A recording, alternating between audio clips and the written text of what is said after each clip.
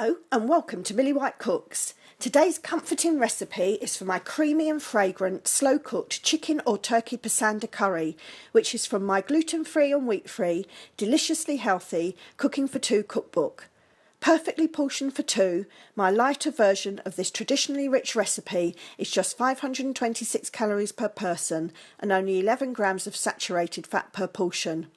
It's super easy to make, and the best bit about this recipe is that you can prepare it in advance, pop it in the slow cooker or crock pot in the morning, and then it's ready and waiting for you when you come home at night.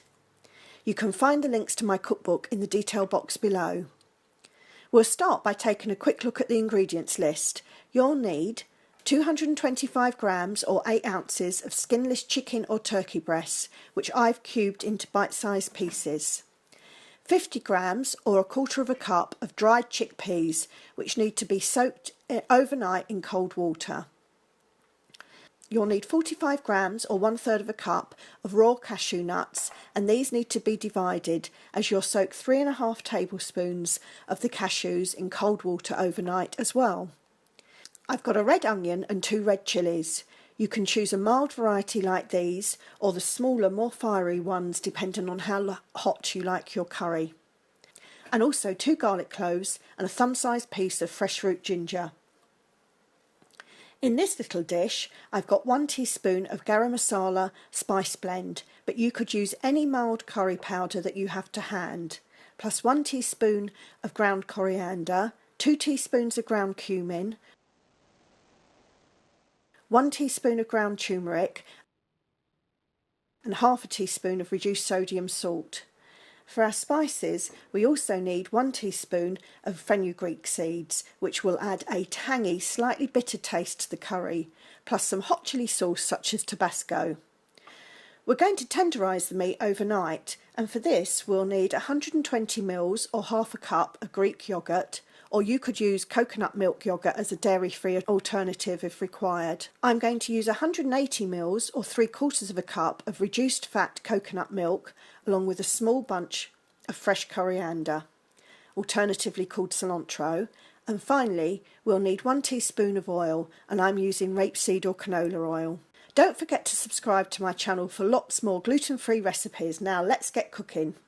So with this recipe, I do a lot of the preparation the night before, and then it's all set to go into the slow cooker or crock pot in the morning. To start with, use a pestle and mortar to grind down the fenugreek seeds. Also, I showed you when we looked at the ingredients that I've already put the chickpeas into a jug and covered them generously with cold water, and they're going to soak overnight. And I've put 3½ tablespoons of the cashew nuts in the ramekin and covered those in water, and they need to soak for at least an hour or overnight too. Now I'm going to prepare the marinade for the chicken. Take a non-reactive sealable container and add the yoghurt. Finally grate in the peeled garlic cloves and ginger.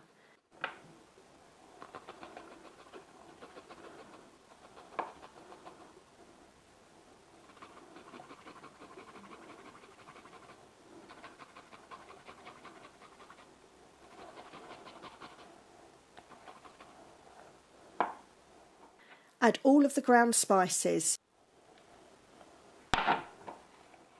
Mix well to combine. Then add the cubed chicken or turkey. Make sure you toss it really well so that each piece is liberally coated in the spicy marinade.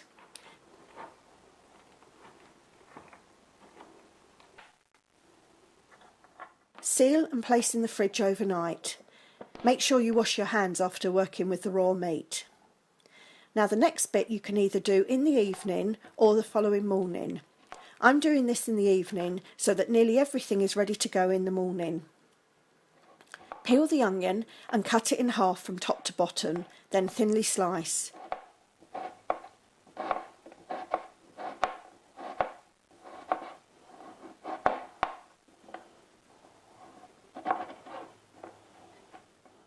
Cut the chillies in half and remove the pith and seeds, and then finally mince them too.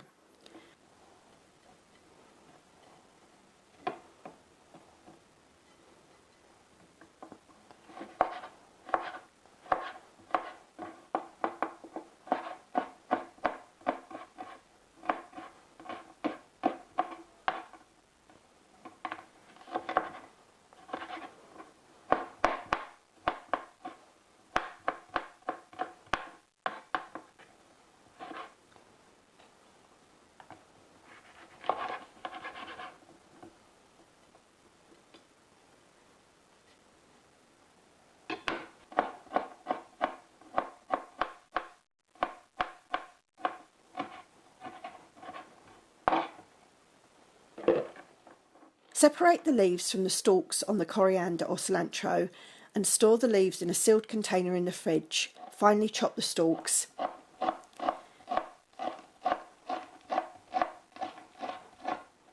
Heat 1 teaspoon of oil in a frying pan and saute the onions until lightly golden brown and softened, like this.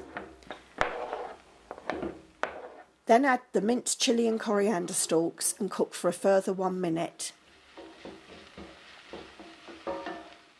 I've drained the soaked cashew nuts and I'm going to pop them into the bowl of a mini food processor along with the spiced sautéed onions and then blend until it forms a spicy paste. If you're doing this the night before, allow it to cool and then store in the fridge until the morning. Now I've managed to lose my video showing you this bit, but in the morning you need to drain the chickpeas and put them in a saucepan covered with fresh water. Bring up to the simmer and boil rapidly for 10 minutes and then drain. Meanwhile, tip the cashew nut paste into your slow cooker or crock pot along with the marinated chicken or turkey. Make sure you scrape in all the marinade.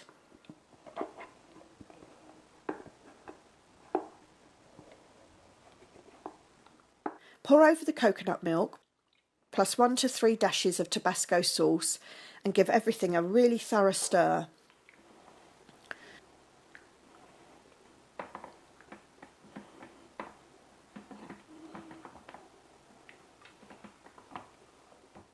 Drain the parboiled chickpeas and add these to the curry, stirring again.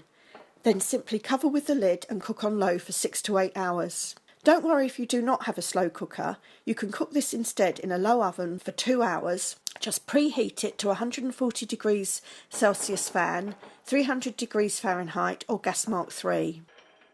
Just before serving, toast the remaining cashew nuts in a pan over a medium heat until golden.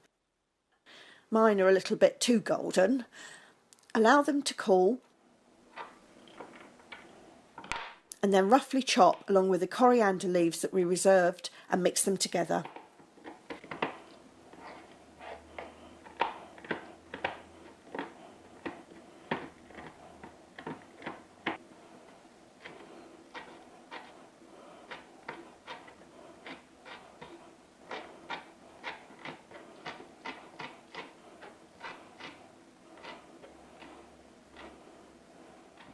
And here's the finished pasanda, which I'm going to serve with steamed brown basmati rice.